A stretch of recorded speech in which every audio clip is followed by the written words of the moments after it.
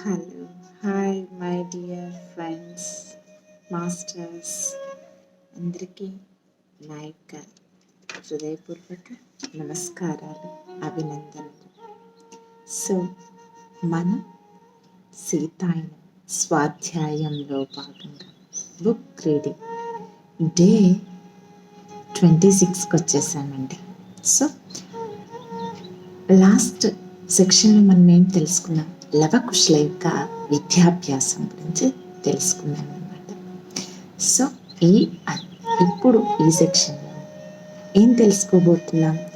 సీత యొక్క అదృశ్య కార్యం గురించి తెలుసుకోబోతున్నాం. సో మరి సెక్షన్ని స్టార్ట్ చేసుకునే ముందు చక్కగా ఒక 5 నిమిషాల పాటు ధ్యానం చేసుకుందాం. తద్వారా మనలో ఈ జ్ఞానం అనేది సంపూర్ణంగా అణువులోనూ నిండిపోతుంది. ఓకే మాస్టర్స్, సో అందరూ సిద్ధంగా ఉన్నారు కదా? చక్కగా వేళ్ళలోకి వేళ్ళు పెట్టుకొని కళ్ళు 2 క్లోజ్ చేసుకొని మీ 2 కాళ్ళను క్రాస్ చేసుకొని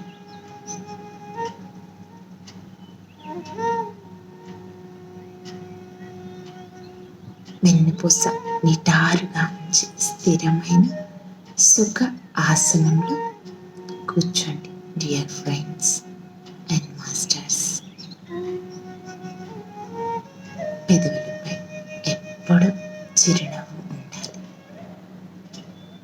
ప్రశాంతమైన మనసుతో చక్కగా దీర్ఘ శ్వాసను తీసుకోండి.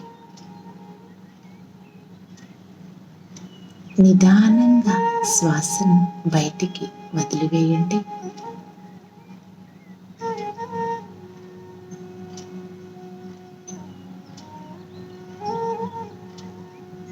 మరొక్కసారి దీర్ఘ శ్వాసను తీసుకోండి.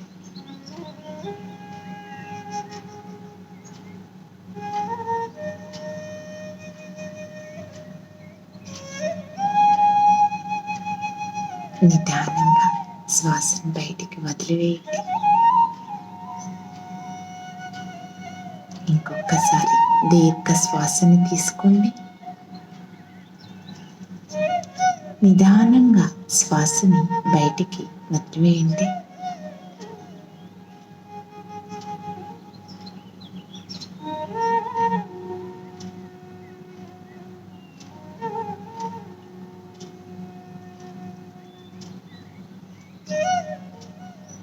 సహజంగా జరిగే శ్వాసను గమనిస్తూ శ్వాసతో అనుసంధానమవుతూ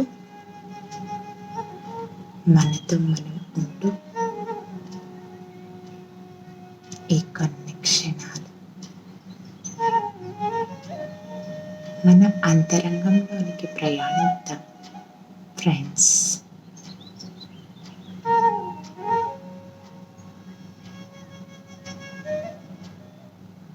ఎరుకతో ఉందాం.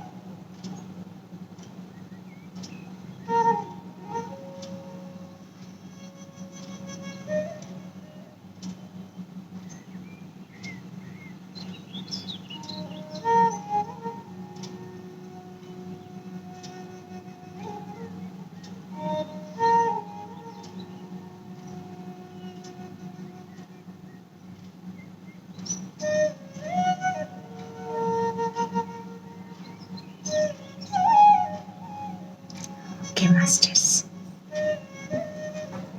నిదానంగా సహజ స్థితికి వస్తూ మీ రెండు చేతులను విడదీస్తూ మీ కంటి మీద పెట్టుకోండి.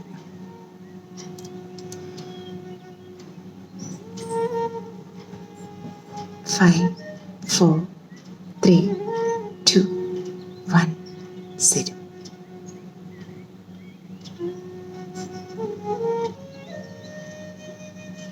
ఓకే మాస్టర్స్, మీ రెండు చేతులు మీ కంటికి ఎదురుగా పెట్టుకొని నిదానంగా కళ్ళను ఓపెన్ చేయండి.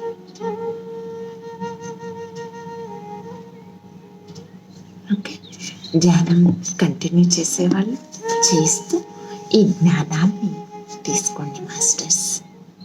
ఓకే, మరి సెక్షన్ స్టార్ట్ చేసుకుందామా? చక్కగా సీతమ్మ వారు లవకుశులు ఇద్దరు నిద్రపోయే టయానికి ఒక కథను చెప్పించుకునేవాడు. చక్కగా సీతమ్మ వారు ఋషుల గురించి చక్కగా కథలు చెప్పేదన్నమాట. సో అది తెలుసుకున్నాం కదా లాస్ట్ సెక్షన్. ఇప్పుడు సీత అదృశ్య కార్యం. ఓకే, ఒకానొక రోజు ఒక వింత సంఘటన జరిగింది. ఒకానొక రోజు ఒక వింత సంఘటన జరిగింది. నేను ఆ ఉదయం ఆమె కుటీరంలోనికి వచ్చేసరికి మాత ఉత్సాహాన్ని కొంత అస్థిమితత ఆక్రమించుకొని తన సాధారణ స్థితికి భిన్నంగా ఉన్నట్లు అనిపించింది. తన సాధారణ స్థితికి భిన్నంగా ఉన్నట్లు అనిపించింది. ఆమె ఎందుకో కల్లోలంగా ఉంది, కానీ కారణం నాకు తెలియలేదు. లవకుశులు బాగానే ఉన్నారు, ఆహార పదార్థాలు పుష్కలంగా ఉన్నాయి, మాత ఆరోగ్యంగానే కనపడుతోంది, ఎక్కడా ఏ తేడా లేదు. ఆ పగలంతా నేను ఆమెను గమనిస్తూనే ఉన్నాను. ఒకసారి ఏదైనా సరిగ్గా లేదా అని కూడా అడిగాను. ఆమె నా వైపు చూసి అది దానంతట అదే బయటపడుతుంది అంది. చూస్తూ ఆ రోజు గడిచింది. మధ్య మధ్యలో ఆమె తలుపు తీసి అడవిలోనికి చూస్తూ ఉండేది. ఎవరు రాబోతున్నట్లుగా, బహుశా ఆమె రాముని కోసం చూస్తుందేమో. మౌనంగా అతడు వస్తాడని ఎదురు చూస్తోంది అనుకున్నాను. కానీ ఆమె ఎదురు చూసేది వేరే వారి రాక కోసం. ఆ మరుసటి ఉదయం మా కుటీరం ఎదురుగా ఒక ఆడపులి పడుకొని ఉంది. మాతను చూడగానే అది తన తల ఎత్తి కోపంగా అరిచింది. పిల్లలు ఆ అరుపుకు భయపడ్డారు. మాత దాని వైపు కొంతసేపు చూసి తల ఆడిస్తూ నెమ్మదిగా తలుపు మూసింది. ఆ పగలు రాత్రి ఆ పులి అక్కడే పడుకుని మధ్య మధ్యలో అరుస్తూ ఉంది. చివరికి నేను ఆపుకోలేకపోయాను. బహుశా అది గాయపడి ఉంటుంది. నిజంగానే అలా జరిగితే మాత తప్పకుండా సపర్యలు చేసేది అని తెలిసిన అన్నాను. అది గాయపడింది నిజమే, అయితే ఆ గాయం శరీరానికి కాదు, హృదయానికి అంది మాత.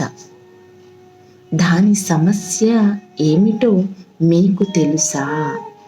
మాత తల ఊపింది. నేను ఆమె దగ్గరకు వెళతాను, కానీ ఇప్పుడే కాదు. ఆమె తన ఘోరమైన తప్పిదాన్ని తెలుసుకోవాలి. రెండో రోజు కూడా పూర్తి గడిచింది, కానీ ఆడపులి కదలలేదు. మూడవ రోజు ఉదయం మాత దాని వద్దకు వెళ్ళింది. నేను మాత ఆమె ముందు వంగి కూర్చుని ఉండగా ఆ ఆడపులి ఆమె ఒడిలో తల పెట్టుకోవటం చూశాను. మాత దాని తల నిమిరి నువ్వు చేసింది తప్పు అని అంది. తరువాత దాని తల ఎత్తి సూటిగా కళ్ళల్లోకి చూస్తూ, ఇప్పుడు నీ పిల్లలను తీసుకుని దట్టమైన అడవిలోనికి వెళ్ళి మానవ అవసాలకు దూరంగా ఉండు. వారిప్పుడు నిన్ను వేటాడుతారు కనుక గబగబ అడవిలోనికి వెళ్ళు. మాత ఆ మాటలు అంటూ ఉండగానే అడవి అంచున చెట్లు చాటున దాగి ఉన్న 3 పులిపిల్లలు బయటకు వచ్చాయి. అవి మాత వద్దకు వచ్చాయి. ఆమె వాటిని మీరు సురక్షితంగా ఉంటారు అని దీవించింది. అది వెళ్ళిపోయిన తరువాత నేను మాతను ఏమైంది అని చెప్పమన్నాను. ఆమె నిట్టూర్చి ఇలా అంది, ఒక వేటగాడు ఆ పులి పిల్లల్లో పెద్దదానిని చంపాడు. తీవ్రమైన కోపంతో అది గ్రామంలోనికి వెళ్ళి ఒక చిన్న పిల్లవాడిని చంపింది. ఇప్పుడు గ్రామస్తులు దానికోసం వేటాడుతున్నారు. ఆ విధంగా మనిషికి ప్రకృతికి మధ్య యుద్ధం మొదలవుతుంది అంది విచారంగా. ఇంకా కొనసాగిస్తూ, నేను వెళ్ళి ఆ కుటుంబాన్ని చూడాలి సోమా, మనం వంట చేద్దాం పద. ఆమె వంటశాలలోకి వెళ్ళి పెద్ద కుండలో ఆహారం చెయ్యటం మొదలుపెట్టింది. మధ్యలో ఒకసారి నాతో పాటు హనుమ ఉండాలి, హనుమ రథం అని పదే పదే అంది. ఆ రోజు ఉదయం అంతా మేము ఆహారం వండుతూనే ఉన్నాం. ఆ మాటలు ఆమె అంటూనే ఉంది. మధ్యాహ్నం అయ్యేసరికి రథం రావటం, దాని నుంచి హనుమంతుడు దిగటం నేను చూశాను. అంతా మామూలుగానే ఉండి ఏమీ జరగనట్లు ఆయన మమ్మల్ని పలకరించాడు. మాత, అమ్మయ్యా నువ్వు వచ్చావు, నేను దుస్తులు మార్చుకొని వస్తాను, వెళదాం అంది.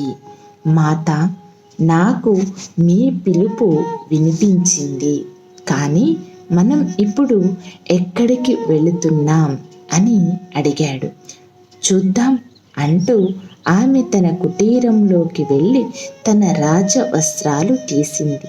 నేను వాటిని ధరించటంలో సహాయం చేసి ఇదంతా ఏమిటి అని అడిగాను. వారికి తమ రాణిని దర్శించటం ఎంతో అర్థవంతంగా ఉంటుంది. ఎవరికి మరింత అర్థవంతంగా ఉండేది? నేను అయోమయంలో పడ్డాను. ఆమె అయోధ్యకు వెళుతుందేమోనని ఆమె దానికేమీ బదులు చెప్పకుండా వండిన ఆహారాన్ని రథం వద్దకు చేర్చమని చెప్పింది. నన్ను పిల్లలతో ఉండమంది. హనుమ ఆమె బయలుదేరి వెళ్ళారు. మిగిలిన కథ వాళ్ళు వచ్చిన తరువాత హనుమ ద్వారా తెలుసుకున్నాను. వాళ్ళు ఒక్కొక్క ఊరు దాటుకుంటూ మాత అదే అనుకుంటాను అని చెప్పే వరకు వెళ్ళారు. వారు రథం దిగేసరికి విచారంలో మునిగి ఉన్న ఒక గ్రామాన్ని చూశారు.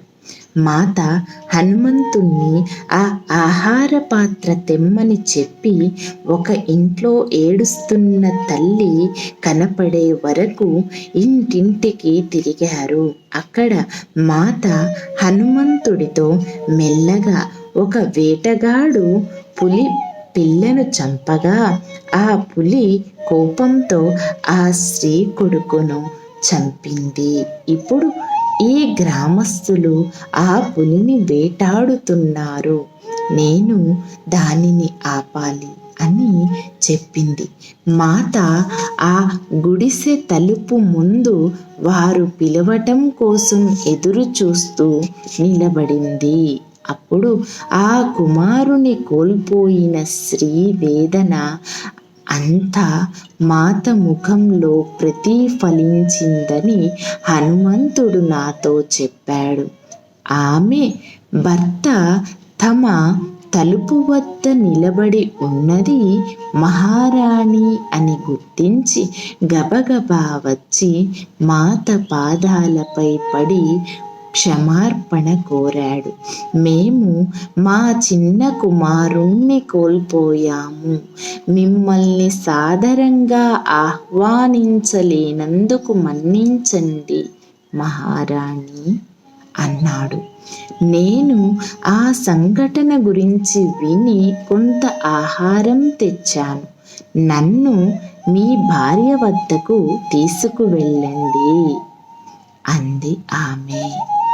అతను హనుమాను మాతను లోనికి పిలిచాడు.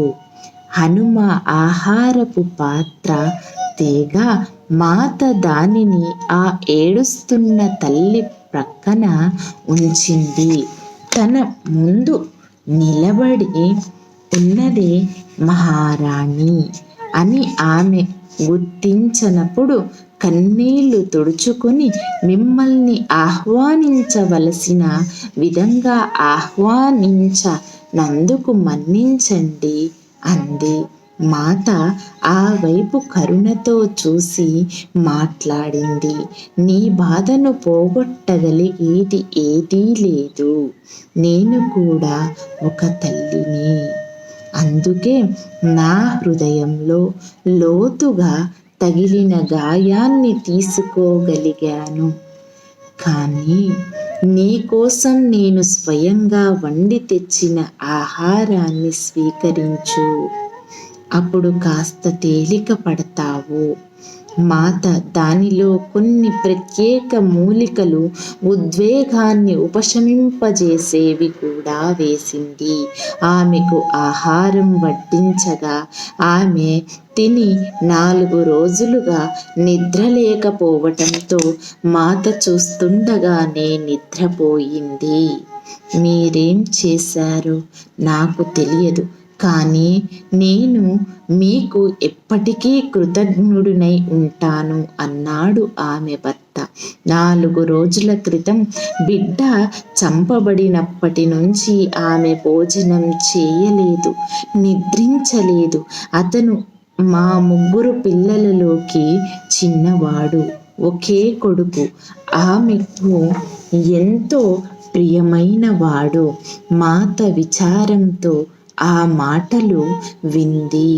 తరువాత అతడు, రాత్రికి మీరు ఎక్కడ ఉంటారు మహారాణి అని అడిగాడు.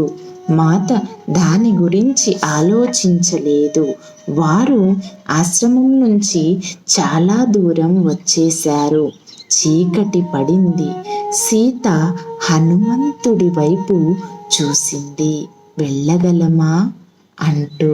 కానీ అతను తలాడిస్తూ, ఉదయం వరకు వేచి చూడటం మేలు అని ఆమె అడగని ప్రశ్నకు మెల్లగా బదులిచ్చాడు.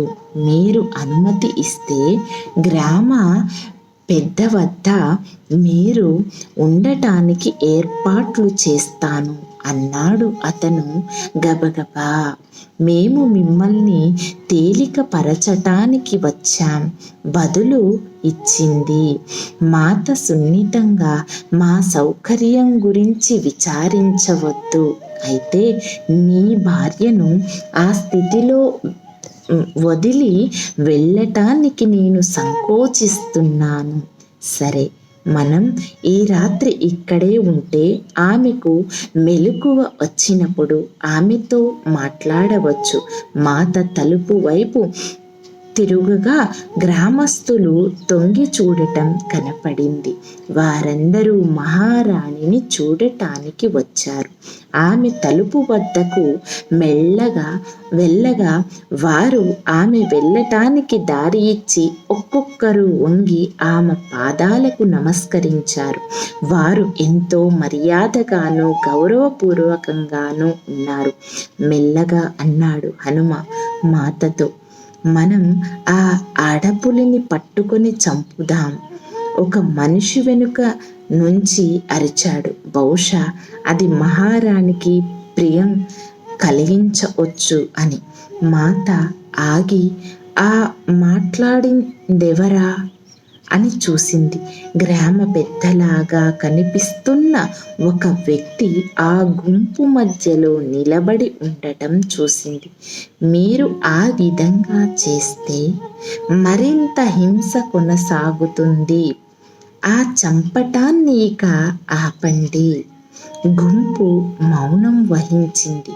కానీ మహారాణి, ఇప్పుడు మేము ఆ క్రూర జంతువును చంపకపోతే అది మళ్ళీ చంపుతుంది.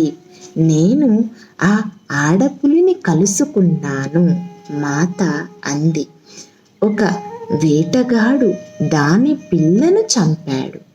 ఆ కోపంతో అది ప్రతీకారాన్ని పెంచుకుని ఒక అమాయకపు బాలుణ్ణి చంపింది. నేను దానిని కీకారణ్యంలోకి పంపివేశాను. అది మళ్ళీ చంపదు. దాన్ని అలా ఉండనివ్వండి. మీరిద్దరూ బాధపడ్డారు. ఆ మనిషి బదులు పలకలేదు. మాత హనుమ ఆ రాత్రి గడపటానికి అనువైన స్థలం కోసం వెతుకుతూ వెళ్ళారు. ఉదయాన్నే మాత తన సగం నిద్ర నుంచి మేల్కొని బయటకు రాగా నిన్న మాట్లాడిన వ్యక్తి నాయకత్వంలో కొందరు గ్రామ పెద్దలను చూసింది. వారందరూ ఆ పులిని వెతకటానికి వెళ్ళేందుకు సిద్ధంగా ఉన్నారు. మాత వారి దగ్గరకు వెళ్ళి మళ్ళీ బ్రతిమాలింది. కానీ వారు వేటకు వెళ్ళి తీరాల్సిందే అని అన్నారు. మన్నించండి మహారాణి, మేము ఎంత బాధకు గురి అయ్యామో మీకు తెలుసా?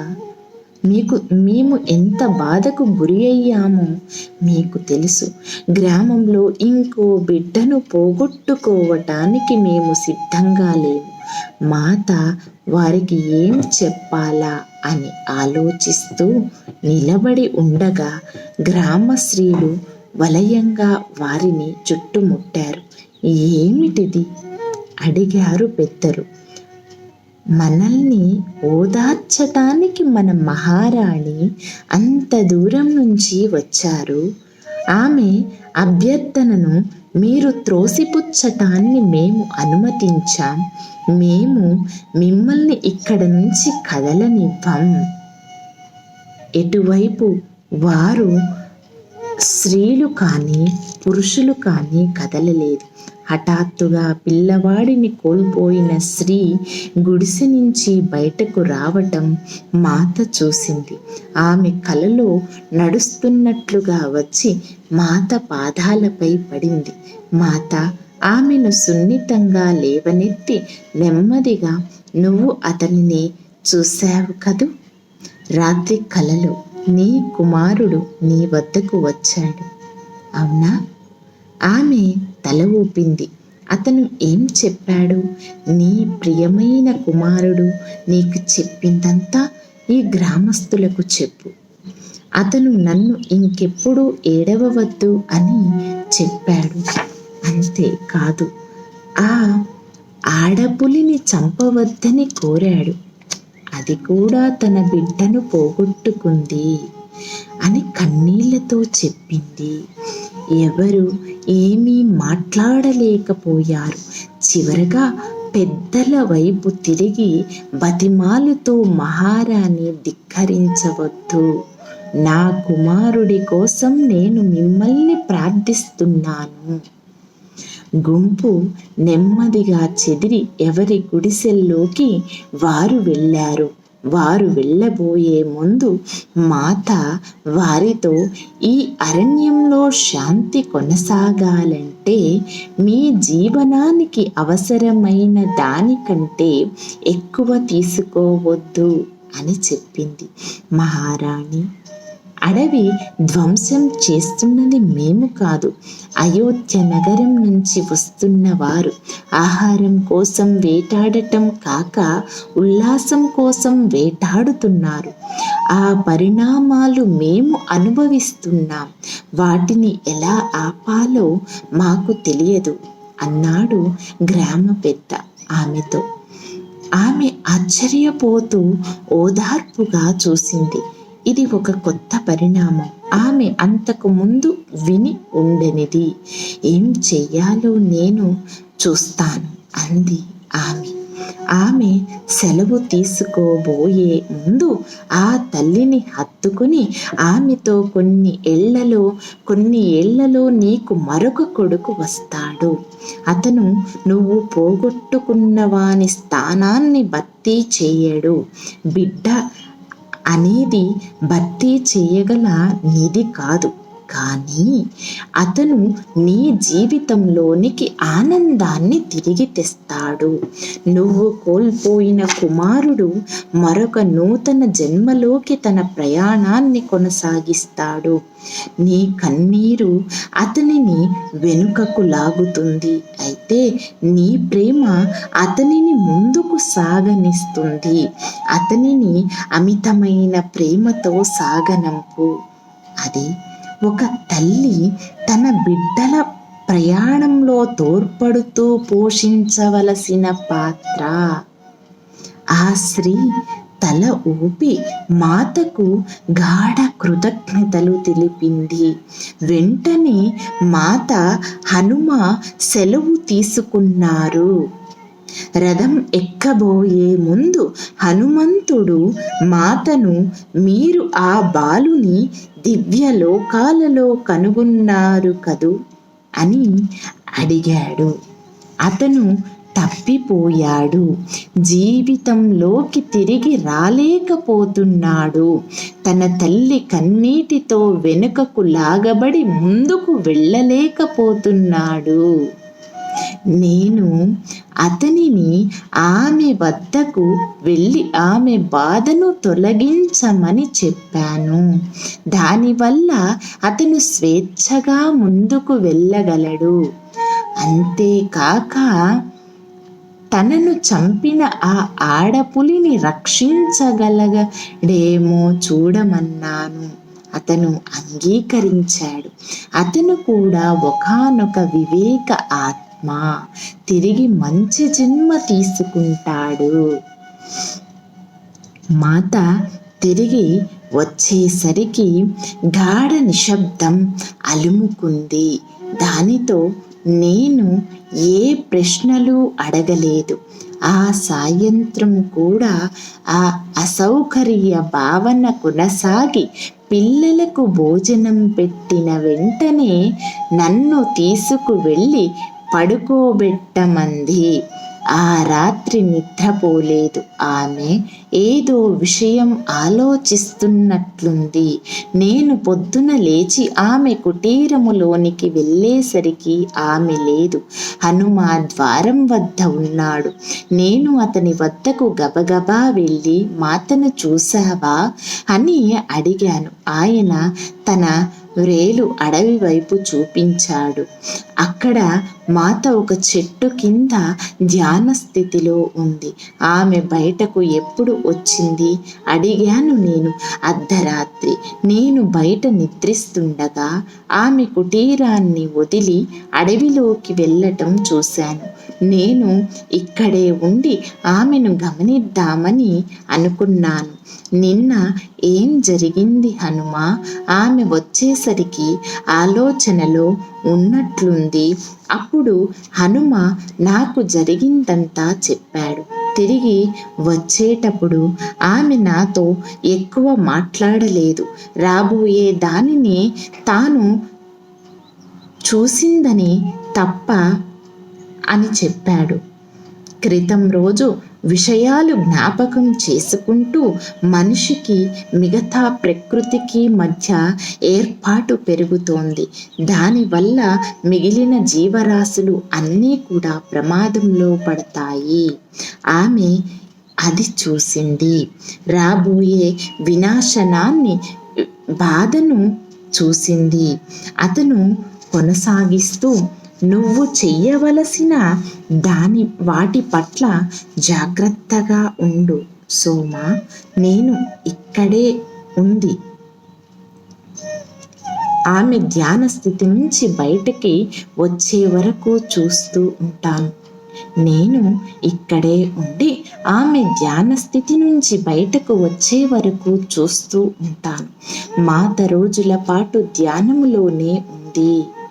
నేను ఎందుకిలా ఉందా అనుకుంటూ హనుమాన్ను అయోధ్యకు వెళ్ళి శ్రీరామునికి ఆమె స్థితి గురించి తెలియచేస్తావా అన్నాను. ఆయన ఇప్పటికే ఆమెతో ఉన్నాడు అన్నాడు తేలికగా. నువ్వు ఏమంటున్నావు? ఆయన వచ్చారా? నేను శ్రీరాముని జాడ కోసం చుట్టూ చూశాను. హనుమంతుడు నవ్వాడు. మొట్టమొదటి రోజే ఆమె ధ్యానములోకి వెళ్ళిన కొంచెం సేపటికే ఆయన రావటం నేను చూశాను. ఆమె ఆయనను పిలిచిందో ఆయనే ఆమెను పిలిచాడో నాకు తెలియదు. కానీ ఆయన ఆమె దగ్గరకు నడిచి ఆమె చేతిని పట్టుకొని శరీరము నుంచి బయటికి లేపాడు. వారిద్దరూ అడవిలోకి వెళ్ళటం నేను చూశాను. నేను కూడా వారిని అనుసరించబోగా మాత వద్దని వారించింది. అప్పుడు వారు ఎక్కడికి వెళ్తున్నారు, దారిలోని ప్రతి భాగాన్ని ఆశీర్వదిస్తూ తమ వనవాసములో వారు ప్రయాణం చేసిన భాగాలన్నింటిలో కలిసి నడుస్తూ, అంతేకాక విదేశీ భాగాలలోనూ భూమిపై సుదూర ప్రాంతాలలోనూ ప్రయాణిస్తున్నారు. అక్కడ పొలం కానీ, అడవి కానీ, లోయ కానీ, నది కానీ, సముద్రం కానీ, పర్వతం కానీ, భూమిపైన సీతారాముల పాదముద్రలతో ఆశీర్వదింపబడని ప్రాంతం ఉండకూడదు. వారు తమ ప్రేమను భూమిపై ప్రతి అణువులోనూ చొప్పిస్తున్నారు. వారు వదిలి వెళ్ళే బహుమతి అదే. ముందున్నదేదో మాత చూసింది కనుక వారిలా చేస్తున్నారు. హనుమ మాట్లాడేటప్పుడు గొప్ప ప్రేమ భక్తులు తొణికిసలాడాయి. వారు ఈ భూమిని వదిలేటప్పుడు నేను వారి పాదముద్రలు ఎక్కడకు తీసుకువెళితే అక్కడకు వెళతాను. భూమాత శరీరముపై వారు వదిలే ప్రతి ముద్రకు నేను సాగిలపడతాను. కానీ నాకేమీ అర్థం కాలేదు. హనుమా, మాత అక్కడ కూర్చునే ఉంది. ఆమె భూమిని ఎలా చుట్టి రాగలదు? నేను గునిగాను. ఆయన నవ్వాడు. అయోధ్యలో కూడా ఆయన తన ధ్యానపు గదికి తాళం వేశాడు. అయినా నేను వారిద్దరినీ వారి భౌతిక శరీరాలతో సెలవు తీసుకోవటం చూశాను. అది శ్రీరాముడు సీతామాతల మర్మం. వారు తమ భౌతిక రూపాలకే కట్టుబడి లేరు. అవసరమైతే ఒకేసారి వారు అనేక రూపాలు ధరించగలరు. హనుమ మాట్లాడుతుండగా నేను ఆకాశం మేఘ వృధం అవటాన్ని చూసి వర్షం వస్తుందేమోనని భయపడ్డాను. అప్పటికి ఇంకా వేసవి ఉంది, కానీ నేల బీటలు వారటం వల్ల వర్షం కోసం ఎదురు చూస్తున్నాం. హనుమ వాటి రాకను గమనించి, వద్దు ఇంద్రదేవ, మాత శరీరానికి హాని కలిగించవద్దు అని అడుగగా వెంటనే మేఘాలు అదృశ్యమయ్యాయి. హనుమ, ఈ నీటి కోసం వృక్షాలు, జంతువులు ఎంతో కాలంగా ఎదురు చూస్తున్నాయి. మనం దానిని ఆలస్యం చెయ్యటం మాతకు ఇష్టం ఉండదు.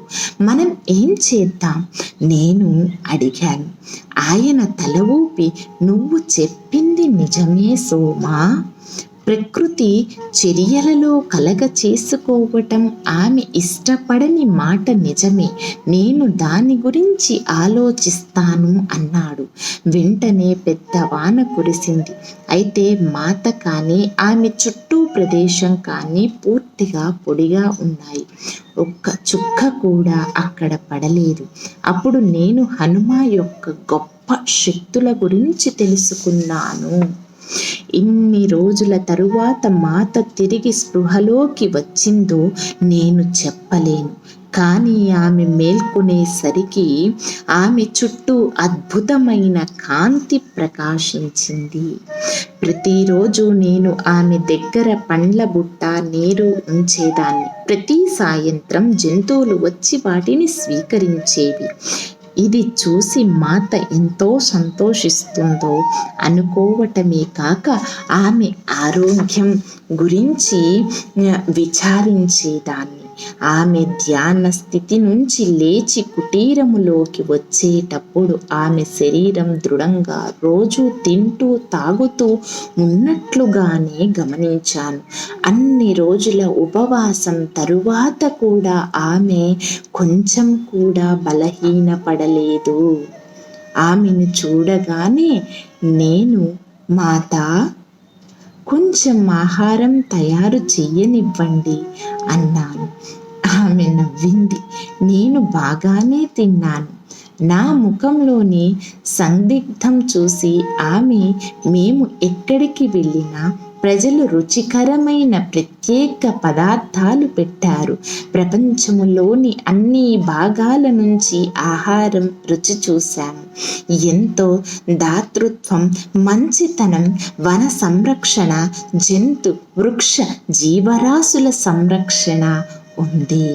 భూమి పట్ల అనంతమైన ప్రేమ కలిగిన వారు ఎప్పుడూ ఉన్నారని, ఇక్కడే జీవాన్ని సంరక్షించి శ్రద్ధ చూపేవారు ఎప్పుడూ ఉన్నారని ఇప్పుడు నేను తెలుసుకున్నాను అంది. ఆమె వేరే ఏమీ వివరించలేదు. బహుశా హనుమంతుడు నాకు ముందే చెప్పి ఉంటాడని భావించి ఉంటుంది. ఆమె పిల్లల గురించి అడిగింది. భూమి చుట్టూ మాత ప్రయాణించిన తరువాత కొద్ది రోజులలోనే అంతా సర్దుకుంది. కొన్ని వారాల తరువాత శ్రీరాముడు వచ్చాడు. రాత్రి భోజన సమయంలో పులి చేత చంపబడ్డ పిల్లవాని కుటుంబాన్ని దర్శించినందుకు కృతజ్ఞతలు చెప్పాడు. ఆ వార్త రాజ్యమంతా వ్యాపించింది. ప్రతి పౌరుడు అతడు లేక ఆమె శ్రద్ధగా చూడబడాలని భావించాలి. వారిని పట్టించుకుంటేనే మనం పట్టించుకోబడతాం. నువ్వు ఈ ఉదాహరణను నెలకొల్పావు. ఆ తల్లికి నువ్వు అద్భుతమైన బహుమతిని ఇచ్చావు. తన బిడ్డను కోల్పోయిన తల్లికి ఓదార్పునివ్వటం కంటే మించిన సేవ ఏదీ లేదు. కానీ ఒక పని చెయ్యాలి అంది సీత సాలోచనగా. వీటన్నింటికీ కారణం అయోధ్య నుంచి వచ్చిన ఒక వేటగాడు బుద్ధి లేకుండా పులి పిల్లను చంపటం. ముందు అతను దానిని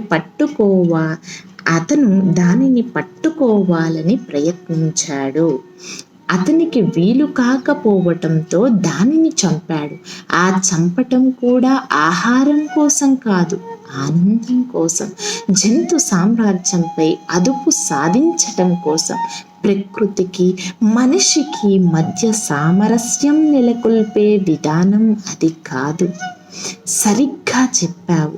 అయోధ్య శక్తి సామర్థ్యాలు విస్తరిస్తున్న కారణంగా కొందరు వ్యక్తులు తమ హద్దులు దాటి ప్రకృతి నియమాలను ఉల్లంఘిస్తున్నారు. వేట అనేది ఇప్పుడు నియంత్రించబడి అవసరమైన దానికి మాత్రమే తీసుకునే ఆటవిక జాతులకై పరిమితమైంది. ప్రతి గ్రామం అడవిలోని ఒక భాగాన్ని మాత్రమే ఉంచుకోవాలి. మిగిలినది జంతువులకు మాత్రమే. అక్కడ మనుష్యులు ప్రవేశించకూడదు. మనం మనుష్యుల అవసరాలతో పాటు మిగిలిన జీవుల అవసరాలను సంతులనంలోకి తెచ్చే నిబంధనలు ఏర్పాటు చేయాలి. సో ఓకే మాస్టర్స్, ఇంతవరకు సెక్షన్ క్లోజ్ చేసుకుందాం. మళ్ళీ నెక్స్ట్ సెక్షన్లో ఈ అధ్యాయాన్ని సీత అదృశ్యం అవటం గురించి కంటిన్యూ చేసుకుందాం మాస్టర్స్. మరి సెక్షన్ క్లోజ్ చేసుకునే ముందు ఇప్పుడు తెలుసుకున్న జ్ఞానాన్నంతా కూడా మనలో సంపూర్ణంగా నింపుకోవటానికి 1 నిమిషం పాటు ధ్యానం చేద్దాం. తర్వాత సెక్షన్ క్లోజ్ చేసుకుందాం మాస్టర్స్. ఓకే, చక్కగా ఉన్న చోటనే స్థిరమైన సుఖ ఆసనంలో కూర్చోండి మాస్టర్స్. డియర్ ఫ్రెండ్స్, సహజంగా జరిగే శ్వాసని గమనిస్తూ ధ్యానంతో అనుసంధానమవుతూ అంతరంగంలోనికి ప్రయాణించండి.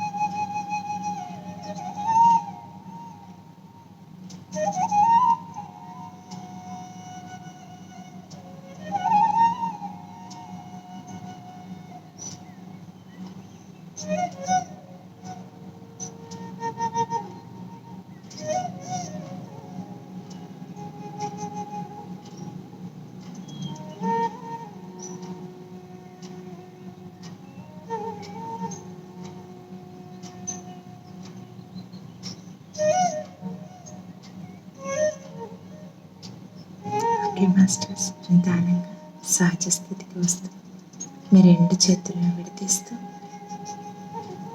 మీ కంటి మీద పెట్టుకోండి.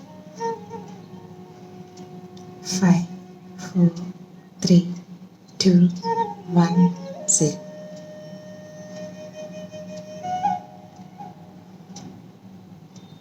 ఓకే మాస్టర్స్, మీ రెండు చేతులు మీ కంటికి ఎదురుగా పెట్టుకొని నిదానంగా కళ్ళను నొప్పించండి. చక్కగా ధ్యానం కంటిన్యూ చేసేవాళ్ళు చేసుకొని మాస్టర్స్. చక్కగా సీతమ్మ వారి ఎనర్జీస్తో అద్భుతంగా సెక్షన్ని క్లోజ్ చేసుకుని మరి ఈ Sitayanam the untold story of Sita అందరికీ, మనకు తెలిసిన వాళ్ళందరికీ కూడా సాధ్యమైనంత వరకు ఈ జ్ఞానాన్ని అందించడానికి ప్రయత్నిద్దాం. సో దానికోసం చక్కగా తెలిసిన వాళ్ళందరికీ కూడా ఈ జ్ఞానాన్ని అందించండి, షేర్ చేయండి అండ్ సబ్స్క్రైబ్ చేసుకొని లైక్ చేయండి. Thank you. మీకు ఈ సెక్షన్స్, ఈ స్వాధ్యాయంలో భాగంగా చక్కగా మీకు ఏ విధంగా అనిపిస్తోంది, ఎలాంటి అనుభూతిని చెందుతున్నారో ప్లీజ్ దయచేసి షేర్ చేసుకోండి. అందరితో చక్కగా కమెంట్ రూపంలో షేర్ చేయండి మాస్టర్స్. Okay, thank you.